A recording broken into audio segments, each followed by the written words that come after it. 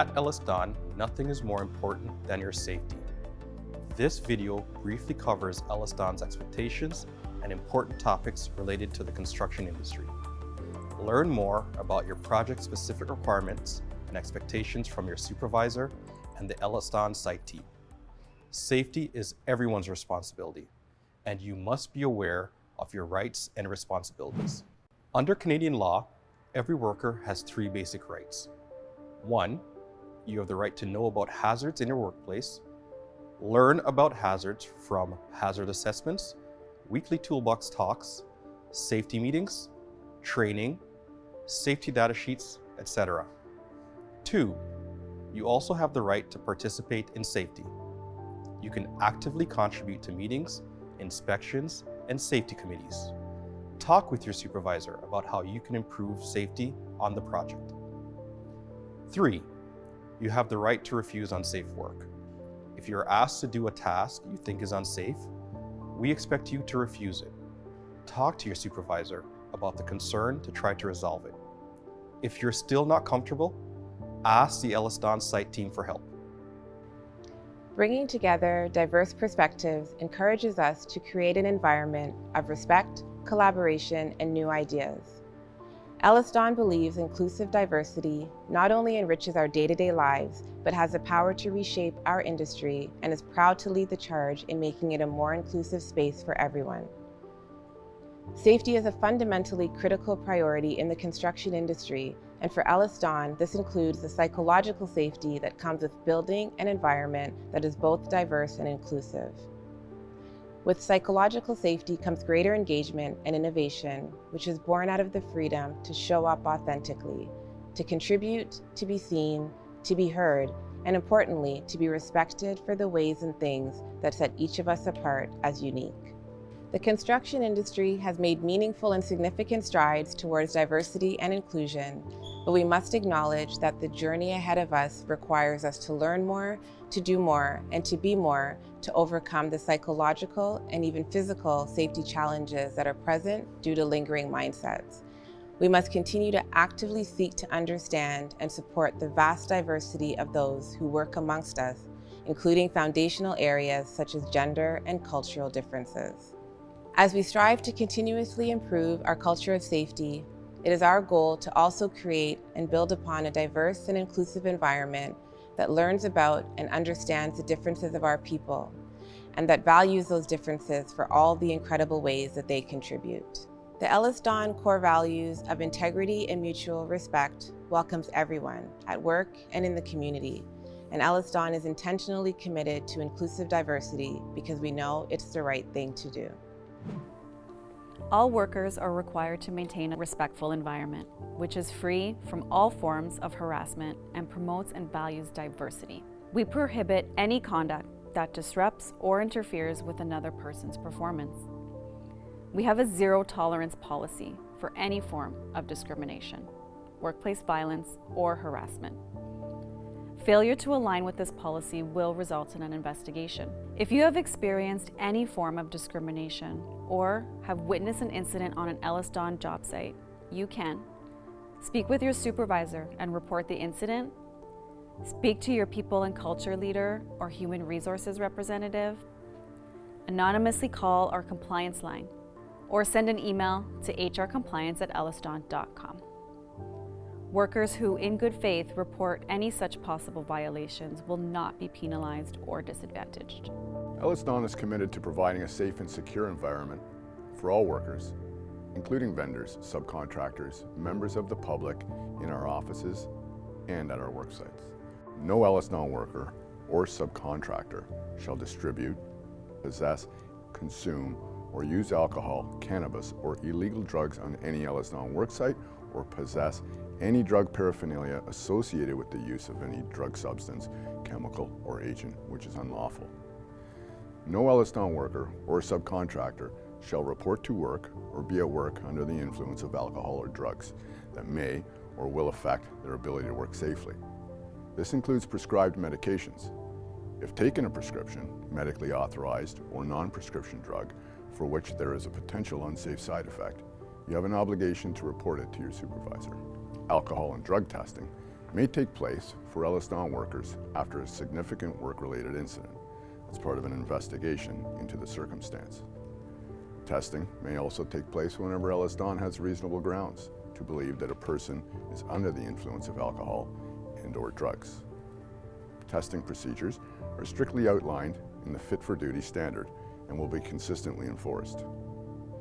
Although EllisDon will not arrange alcohol or drug testing for subcontractors, EllisDon does have the authority to remove subcontract workers from its work sites at any time if there is any reason to believe a person is under the influence. EllisDon has 10 company rules that all workers must adhere to.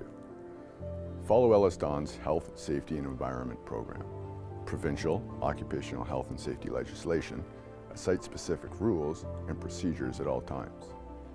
Report all incidents, near misses, injuries, unsafe acts and conditions immediately. EllisDon's life-saving rules must be followed at all times. You're expected to be fit for duty and be free of any impairment that may affect your ability to perform work. The use of possession of alcohol, marijuana, and illegal drugs are prohibited. Violence, harassment, horseplay, gambling, and possession of weapons are strictly forbidden. You must wear appropriate personal protective equipment as required by EllisDon, Health and Safety Program, Site-Specific Health and Safety Plan, and all other legislative and owner requirements. Theft, vandalism, or any other abuse, misuse of company, client, and/or personal property is prohibited. Smoking, including e-cigarettes and vaping, are only permitted in designated areas. You must be trained appropriately and be competent to perform the assigned work tasks. EllisDon's life-saving rules. EllisDon has 7 life-saving rules that were developed based on areas of workplace safety where hazards are the highest. Working at heights or fall protection. Never be at or above 1.8 meters or 6 feet in height near openings or leading edges without a proper fall protection system in place. Guarding. Never disable, bypass, modify, or remove any required equipment guarding or safety devices. Never enter an area cordoned off by red danger tape unless authorized. Lockout, tagout, or zero state energy isolation. Never work on an energized system or equipment without an authorized lockout, tagout in place. Always verify the zero energy state before work begins. Confined space and restricted work areas. Never enter a confined or restricted space unless trained, authorized, and with an approved entry permit and rescue plan. Excavations and trenching. Never access any excavation deeper than 1.2 meters or 4 feet that has not been properly sloped, benched, or shored. All underground facilities or utilities must be located and marked prior to starting excavation. Hoisting and crane operations. Always follow proper safe lifting guidelines and do not walk under suspended loads, elevated excavator buckets, or other similar equipment. Mobile equipment. While operating mobile equipment, wear a seatbelt, obey speed limits, use a spotter when your view is obstructed, and do not use mobile devices. Consistent disciplinary action may be required for not adhering to regulations, rules, policies, and procedures as they relate to health, safety, and environment. For workers who continually refuse to comply with safety requirements and expectations, progressive disciplinary action will be considered. EllisDon's progressive disciplinary policy has a 4-step process. Verbal warning for a minor infraction to correct the unsafe action or behavior. Written warning for the repetition of an infraction or for a minor to moderate infraction. Suspension for repeated non-compliance or for a moderate to serious infraction. Suspensions with or without pay are dependent on the circumstances and severity. The 4th violation will result in dismissal or termination.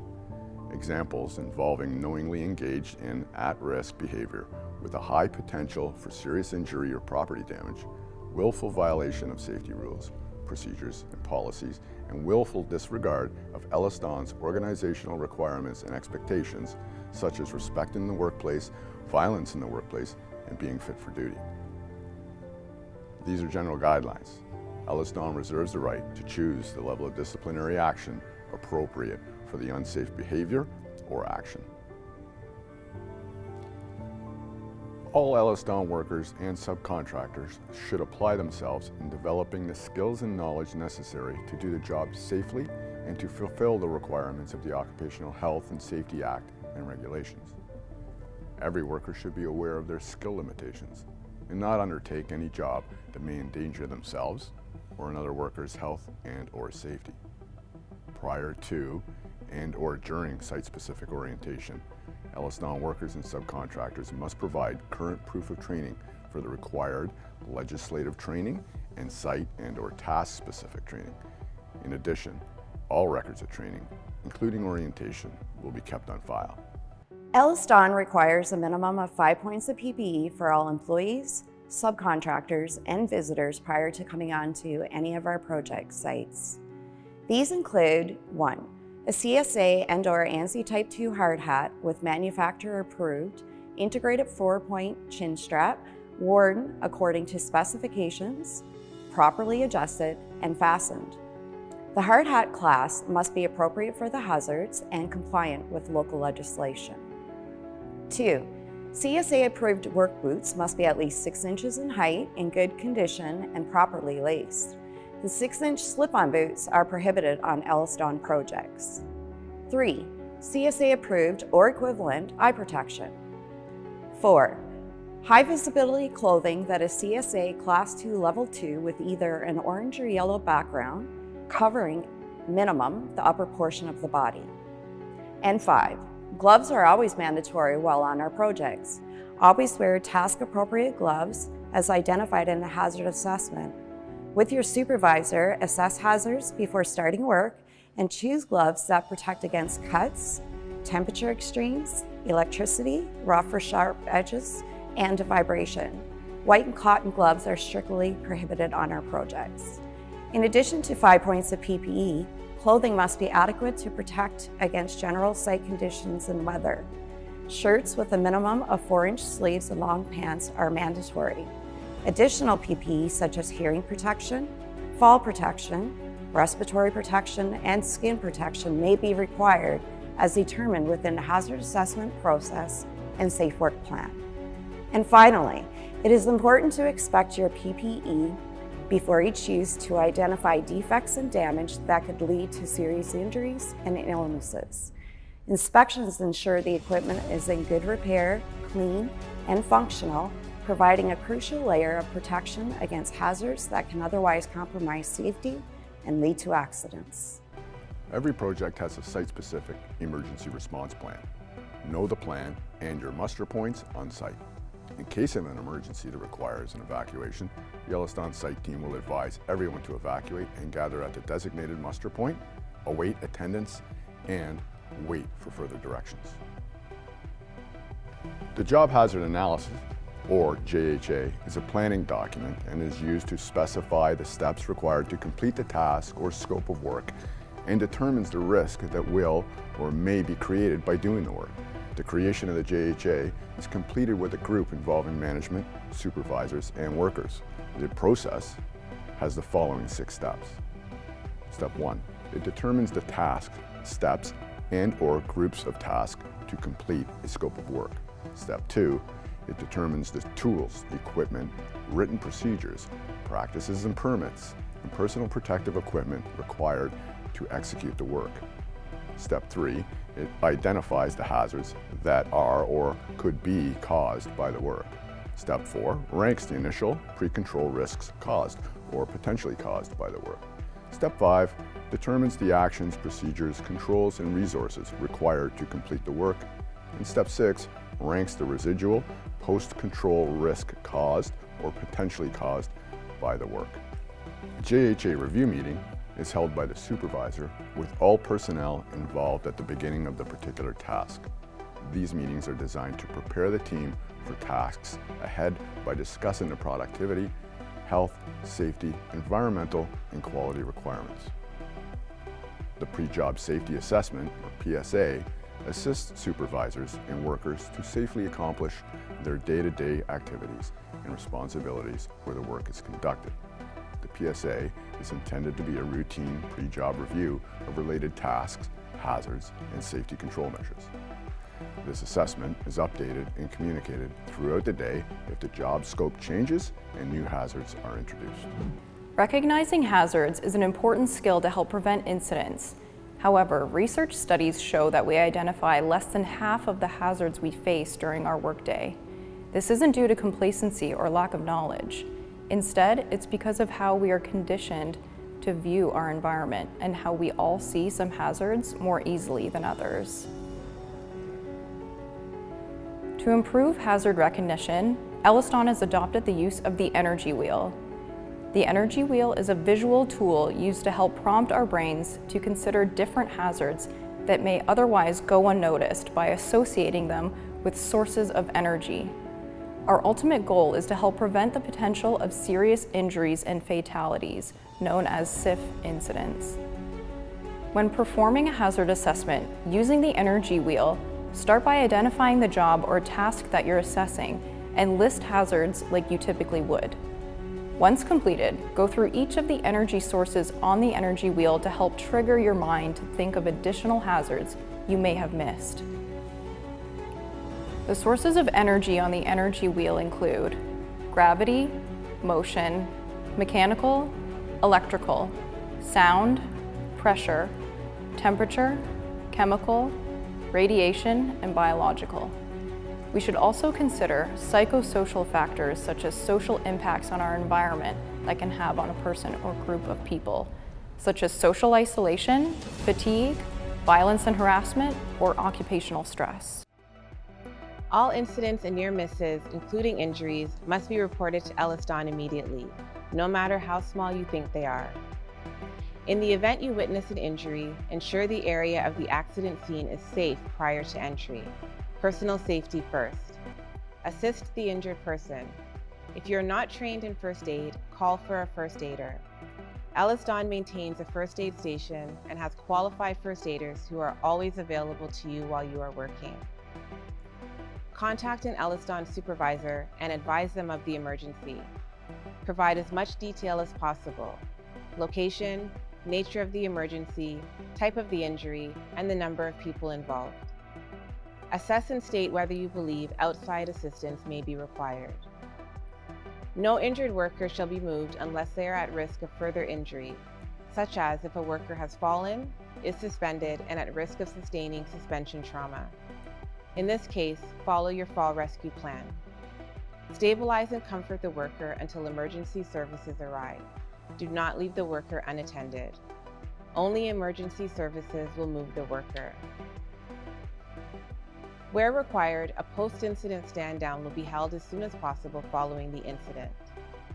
Post-incident stand-downs are intended to bring workers and management together to review factors that contributed to the incident and recommend ways to prevent recurrences. If you are injured at work, you must immediately report it to your supervisor. EllisDon workers must obtain and sign an offer of modified work and medical memo workers level of fitness form from EllisDon and provide it to your treating practitioner for completion. You must inform your doctor that early and safe return to work opportunities are available to you by your employer. Return the completed medical memo before the start of the next shift to your employer. EllisDon has an early and safe return to work program which provides injured workers with modified duties that accommodate any work restrictions up to and including sedentary duties. Modified duties may consist of, but are not limited to, the employee's normal work that has been altered, redesigned, or physically modified, a training opportunity or work which has been specifically designed or designated as a modified work program. It is the site superintendent's responsibility and obligation to accommodate the injured worker's restrictions as prescribed by the treating practitioner. EllisDon maintains a corporate environmental management system, EMS, to manage the environmental impacts of our operations. Most construction projects will have a Site Environmental Management Plan, or EMP, which identifies specific areas of concern and defines the minimum standards for reducing risk. Common environmental items that may be included in your site EMP are spill and other incident preparedness and response, erosion and sediment controls, site water management, noise and vibration, waste management, wildlife and vegetation concerns. It's important to note, especially on construction sites, that disturbing bird nests or eggs is against the law under Canada's Migration Birds Convention Act. The first offence can result in a fine of $100,000. If you see a bird nest or any other potential environmental impacts, contact your supervisor or EllisDon's Site HSE coordinator. EllisDon will take appropriate actions to prevent disturbance to the environment. EllisDon has a responsibility to protect the general public from adverse health and safety conditions that can occur on and around the construction site. The best way to ensure public safety is to erect physical barriers such as fencing, overhead protection, warning signs, etc. Provide distance between the job site and public areas. Maintain housekeeping. Reschedule work to a time when there is no risk to the public. Storage areas should be well organized. Avoid storing items in areas that would block an access path.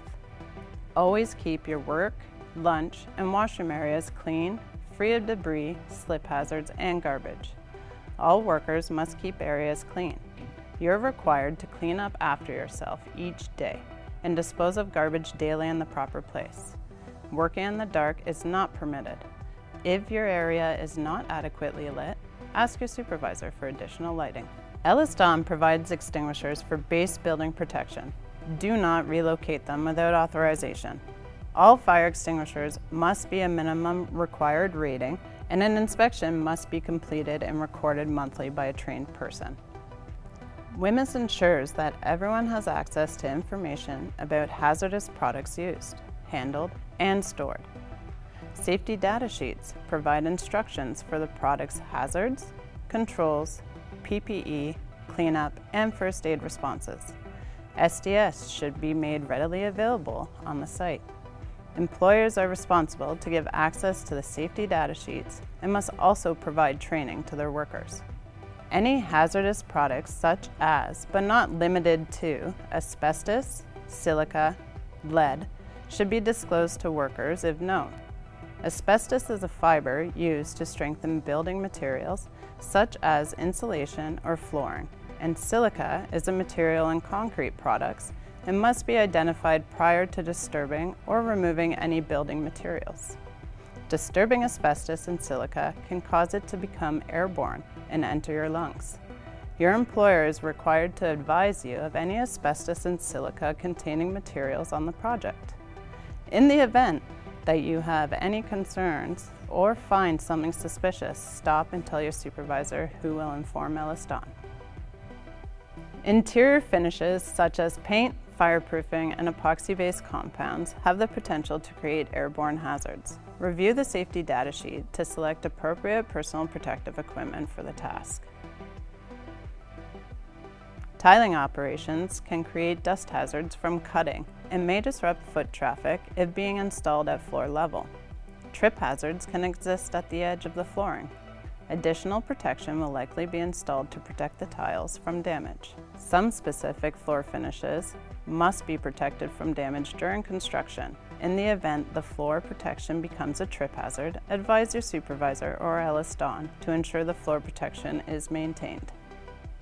Construction can cause airborne hazards due to the creation of dust. At certain projects, example health facilities, special enclosures and dust control measures are to be enforced at all times. It is extremely important to minimize airborne particles and microbes, as it can cause complications for people with compromised immune systems. If this applies to your project, an infection control program will be described to you during your orientation session. In the event you have any concerns, advise your supervisor. No internal combustion engines should be operated in an enclosed structure unless there is adequate supply of ventilation due to carbon monoxide exposure. It is the responsibility of the subcontractors to provide proper ventilation for all equipment that produces exhausted gases. Exhaust gases must be directed outdoors if an internal combustion engine is being operated in a tunnel. EllisDon provides fans to increase airflow and create negative air pressure in the work areas where required. Fans should not be moved, unplugged, or altered. Report any concerns to your supervisor if fans are not running as expected. When it comes to flammable liquids, you are only allowed to store a one-day supply of fuel indoors. Refer to the safety data sheet for proper storage of flammable and combustible materials. Keep liquids properly sealed in suitable containers and clearly identified. Rags or cloth contaminated with flammable liquids must be disposed of in CSA-approved waste containers provided by the subcontractor. Waste containers must be properly emptied daily. Compressed gas cylinders pose an explosion hazard, which is why you're not allowed to store cylinders inside a building. Storage facilities and cylinders must comply with legal standards. All cylinders must be secured in an upright position and clearly labeled. Cylinders used inside the building must be connected to a system or represent no more than 1 day's working supply. Subcontractors must provide their own outdoor storage facility in a location approved by EllisDon. If you are working with an open flame or generating sparks, a daily hall work permit is required before the task starts. In addition, a fire extinguisher is also required to be within reach. Ensure all flammable or combustible materials are removed from all hot work areas prior to starting work and no ignition source is present upon completion. Danger due to signs are to be used as prescribed in the regulations for construction projects. These signs should also be used when using yellow caution tape to identify the hazard in the affected area. Yellow caution tape indicates that there is an increased hazard level, but workers may enter the area being aware of the increased hazard. Red danger tape means that unauthorized workers may not enter the area because it poses a serious hazard. Only the workers doing the work are permitted in the area. For example, loading and laydown areas for mobile cranes shall be enclosed with red tape and shall have danger due to overhead hazard signs posted. The subcontractor is required to provide signs and tape to support its activities. When work is completed in an area that is taped off and the hazard no longer exists, the crew doing the work shall immediately remove the tape. Underground utilities can be a hidden danger if not located. Prior to the ground being disturbed, you must obtain valid utility locates and identify their location. They are required to be reviewed with everyone involved in the process. Daylighting and adequate sloping must be completed and maintained according to the soil type and condition. Access to the excavation can be by ladder, stairs, and ramp. The edge of the excavation must be protected in the event a worker or vehicle will be near the excavation or if the slope exceeds a 1-to-1 ratio. When an operator's view of their path of travel is obstructed in any direction, including in reverse. Whenever equipment or vehicles cross a public access way, such as a sidewalk or a pathway. Whenever a worker or member of the public may be endangered by the equipment or vehicle or its load. When operating equipment or vehicles in a tight or restricted area. And when working in proximity to energized overhead power lines or excavating within 1 meter of a buried critical utility. The supervisor is responsible to ensure a logistics plan has been developed and reviewed as required. All operators and spotters must be trained and competent and shall jointly establish a method of communication, such as hand signals. The spotter must wear appropriate high visibility garments. If you are involved in crane and hoisting activities, you must be competent and trained. Crane operators must have their safety training with them at all times and complete equipment inspections before use. Always ensure that loads are secure to prevent loose items from becoming detached. Provide notifications to the affected workers to clear the area so the load does not pass overhead. While hoisting equipment is in use, the operator and signaler cannot be performing any other tasks. Loading and laydown areas must be enclosed with red tape and signs indicating danger due to overhead hazard. Step and extension ladders must be CSA or ANSI Grade 1 approved ladders and be used within the restrictions listed on the ladder's labels. Always inspect the ladders before use and if damaged, remove them from service. When climbing up or down, always face the ladder and maintain 3-point contact, such as 2 hands and 1 foot, or 2 feet and 1 hand. You are not allowed to stand on the first top 2 rungs or the pail shelf. For extension ladders, set the ladder up at the proper angle, 1 foot out for every 4 feet up. When the ladder is set up, there should be at least 6 inches or 15 centimeters behind each rung. When the ladder is fully extended, the sections must overlap at least 90 centimeters or 3 feet. Ladders are for short duration work only. For longer and heavier work, use a scaffold or elevating work platform. Remember, if you are working where there is a risk of falling more than 1.8 meters, 6 feet, this is considered working at heights, and appropriate training and fall protection must be in place. An exception to this is that podium-style ladders can be used with fall protection height requirements that are compliant with your province's local legislation. Podium ladders have a specially designed extra-wide platform at the highest safe standing level and an extended top safety rail which provides an extra point of contact. The manufacturer determines if it is a podium ladder, so check the ladder's user guide or specifications. Scaffolding must be constructed as per CSA standards and be erected, inspected, dismantled, and modified by a competent person. Scaffold components must be complete and in good repair. All scaffolds must be inspected daily by a trained worker and tagged by a competent person at least every 21 calendar days. As a reminder, fall protection is required anytime you're exposed to a fall hazard of 6 feet or greater, except for podium-style ladders, which can be used with fall protection height requirements that are compliant with local legislation. Before working at heights, a fall protection and rescue plan must be completed and reviewed by all workers involved. All fall protection equipment must be CSA approved and inspected prior to use. You must be trained in selection, use, and inspection and maintenance of all adequate fall protection equipment for your task at hand. You must carry your proof of training while working at heights. And always secure your tools with a tether when working at heights to avoid dropped objects. Anytime you're exposed to a fall of more than 6 feet, a guardrail must be installed. The installation of guardrails is typically the responsibility of the professional that created the fall point. If you remove a guardrail, ensure you review the fall protection plan, you are adequately tied off, and a temporary barrier is put up to warn others to stay away from the area. Before leaving the area for any reason, you must immediately replace the guardrail and secure it properly. Use of bump lines as edge protection must be reviewed by EllisDon's HSE coordinator. An opening in a work surface is a fall hazard. Any worker that creates an opening greater than 4 inches is responsible to cover, secure, identify, and communicate the opening. Every opening requires a guardrail system or protective cover. Covers must be sturdy, properly secured, clearly marked with words such as danger, opening, hole, or a circle marked with an X. Landing platforms are erected and inspected by a competent person and in accordance with the engineer's drawing. Before you use a landing platform, make sure your load does not exceed the weight capacity.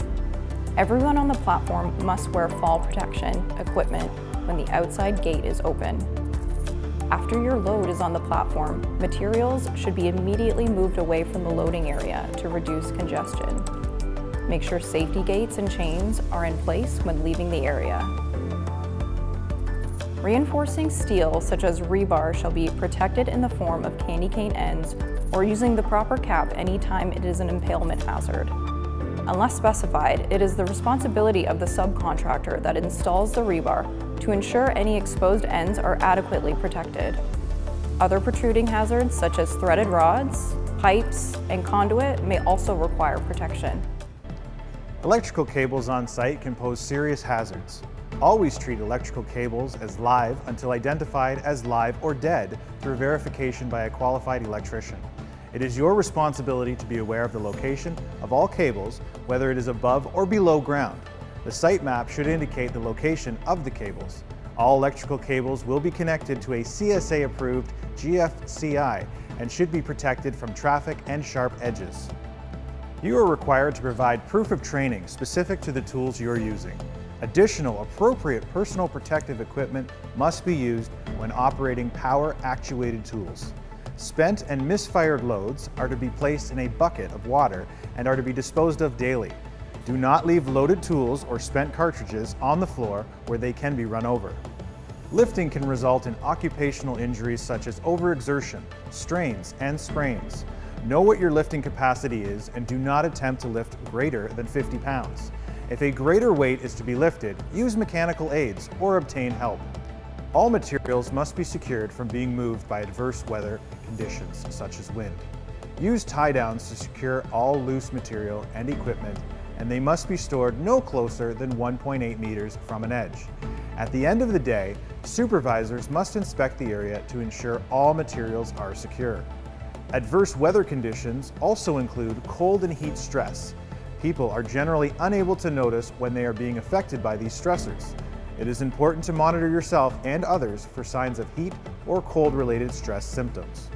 At EllisDon, your safety is our top priority. Everyone has a responsibility to maintain a positive safety culture and keep workplace personnel safe. This is called the internal responsibility system. So, if you see a hazard, fix it or report it to your supervisor immediately. And if you are unsure, stop and ask your supervisor. Together, we can create an accident-free workplace and look forward to going home safely every night. Nothing is more important.